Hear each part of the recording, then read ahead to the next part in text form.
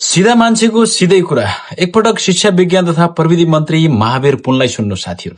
गर्दाखेरि भागभण्डा नमिलेर अगाडिका सरकारहरूले भागभण्डा त गर्नु पर्यो, भागभण्डा गर्दाखेरि भागभण्डा नमिलेर खाली भएको रहेछ। त्यो सबै खाली भएको कुराहरू यो मैले चाहिँ अब तुरुन्तै कति ठाउँमा त राखिसकियो, अब कति ठाउँमा राख्नुपर्ने ठाउँहरूमा त्यो खाली भएको चाहिँ पदपूर्ति भनौँ न, त्यो पदपूर्तिको कामहरू चाहिँ भइरहेको छ। यो कुराहरू चाहिँ साधारण यो प्रशासनिक कुराहरू हो।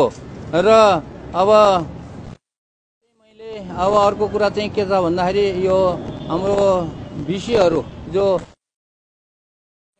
भिसीहरू जुन हुनुहुन्छ उहाँहरूलाई चाहिँ कोही एउटा के अरे समिति बनाएर उहाँहरूको एउटा समिति बनाएर एउटा समूह बनाएर उहाँहरूलाई नै अब यो शिक्षाको सुधारको लागि चाहिँ के कसरी गर्न सकिन्छ भन्ने किसिमको एउटा चाहिँ रिपोर्ट तयार गर्न लगाएर अब भविष्यमा एउटा बाटो खुला गरिदिन चाहिँ मैले प्रयास गरिरहेको छु।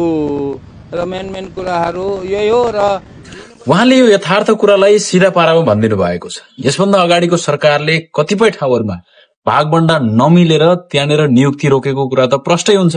सरकारले नियुक्त गर्न पाउने विभिन्न किसिमका पदाधिकारीहरूलाई नियुक्त गर्नको निम्ति एक आपसमा भागभण्डा नमिलेर तेरो पार्टीको गर्ने कि मेरो पार्टीको गर्ने, तेरो पार्टी सम्बद्ध मान्छे चाहिँ त्यहाँ नियुक्ति गर्ने कि मेरो पार्टी सम्बद्ध मान्छे नियुक्ति गर्ने भनेर भागभण्डा नमिल्दाखेरिमा नियुक्ति नै वर्षौंसम्म बाँकी रहेको पनि हामीले देखिरहेका छौँ। भागभण्डा नमिलेकै कारण कति लामो समयदेखि धेरै ठाउँमा नियुक्तिहरू रोकिन्छन् साथीहरू। संयुक्त सरकार हुन्छ, संयुक्त सरकारको समयमा कसको पार्टीको नजदिकको मान्छे चाहिँ त्यहाँनिर लगेर नियुक्ति गर्ने भनेर भागभण्डा नमिलेकै कारण कतिपय ठाउँमा नियुक्तिहरू रोकिन्छन्। हामीले केही समय अगाडि मात्रै पनि देख्यौं गभर्नर जस्तो चाहिँ त्यस्तो महत्वपूर्ण चाहिँ पदमा नियुक्ति गर्नु पर्दाखेरिमा कति लामो रस्साकसी चलेको थियो, एउटा खुलमखुला त्यस्तो रस्साकसी चलेको थियो भने अरू भित्री कुराहरू त कति होलान् साथीहरू त्यस्ता जहाँ कि भागभण्डा नमिलेर यसरी नियुक्ति रोकिन्छ। शिक्षा मन्त्री महावीर पुन भन्नुहुन्छ हामीले यसरी भागभण्डा नमिलेर नियुक्ति बाँकी रहेका ठाउँहरूमा नियुक्ति प्रक्रिया अगाडि बढाएका छौं।